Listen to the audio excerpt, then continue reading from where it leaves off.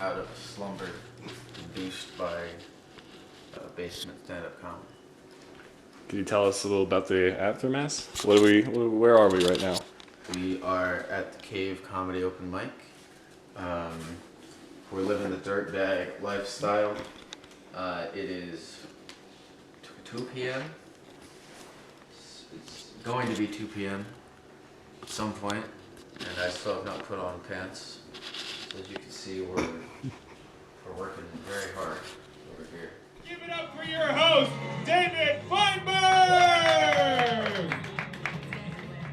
And I really want to make Cave where you go in and you feel like no matter who you are or what you're doing, or I don't care how old you are or how you're dressed, it's a place where you're like, hey, come hang out. It's fun. We're just having a party. I don't care.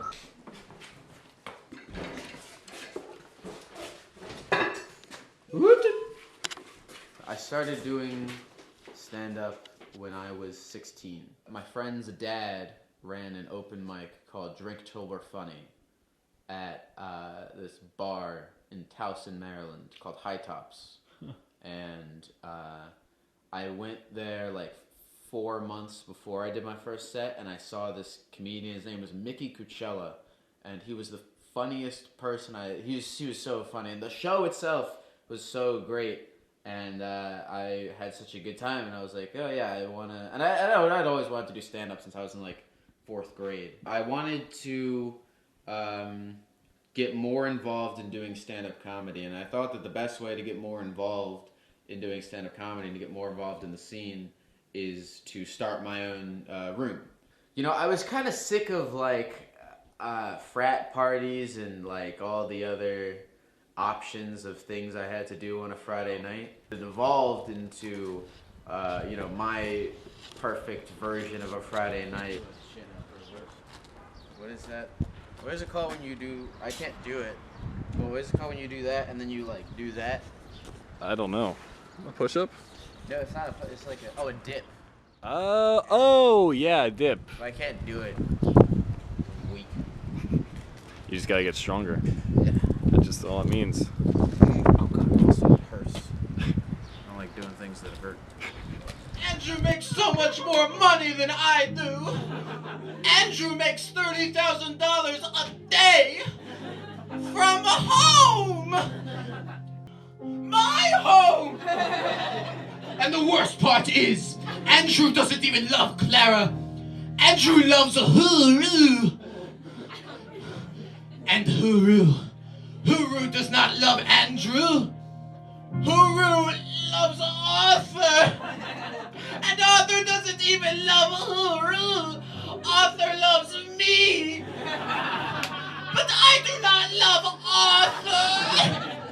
You guys started like a year and a half ago? Yeah, I've been around since the beginning. Oh, yeah. It's my favorite mic to do.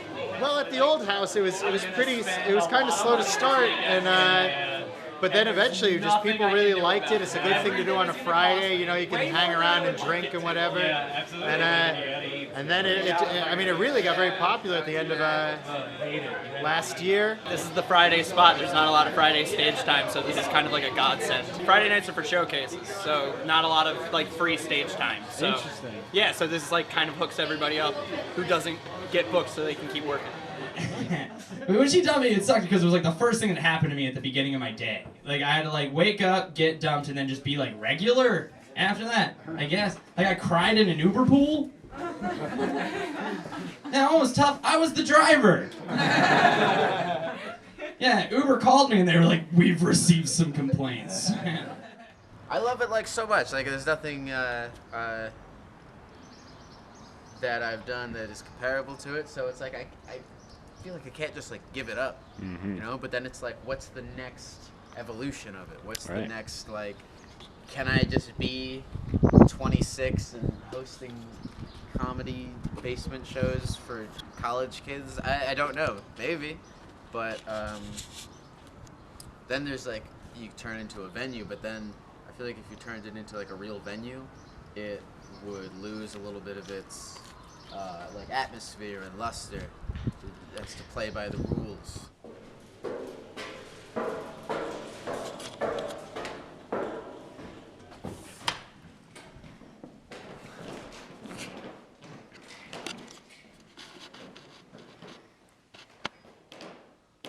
Ruby was an idea that it's changed a lot since it's been kind of created. The actual inception of Ruby was kind of this idea to have an art collective amongst myself and my friends. I think it's just sort of getting older and realizing, like, hey, we're all interested in doing creative things, and there's probably some way in which we can benefit one another while we do these creative things, so we're not just striking out on our own. But I didn't really know anybody in the scene at that time. Like, I didn't even know how little I knew. So I just rented my own space, and I found a location called the Moss Building. I threw a show that went, in my opinion, it went fairly successfully. It exceeded my expectations. All right. Welcome to Ruby at the Moss Building, Volume 3. It's been a pleasure. It's going to be a very fun night. I'm not going to waste your time. First act of the night is a good friend of mine, Kuzco. Let's give it up for him. I was sort of getting into the idea of, like, oh, I like this kind of producing aspect of, like, I can curate 4 or 5 different artists, and I can curate 4 or 5 different bands, and, like, I can dictate, like, who comes in when, and, like, who's going to be there, and then I get to promote the event. Like, that in itself seemed really fun. And then at the same time, Lyle Drescher reached out to me, and he was curious if I would want to do music every Saturday at Cave. And my answer was yes. And I think that it would not be a stretch to say that they are the most popular open mic in Philadelphia right now. And I'm really proud of the work that they did to get it there.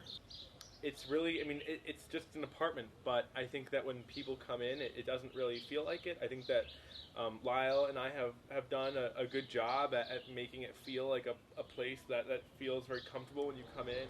Like, it's weird, like you've been to, like, these things that are like art galleries or like performance spaces or hostels or whatever it is, that it's like blurs the line between, is this some guy's house or is this a venue? This is where we're gonna have the next cave.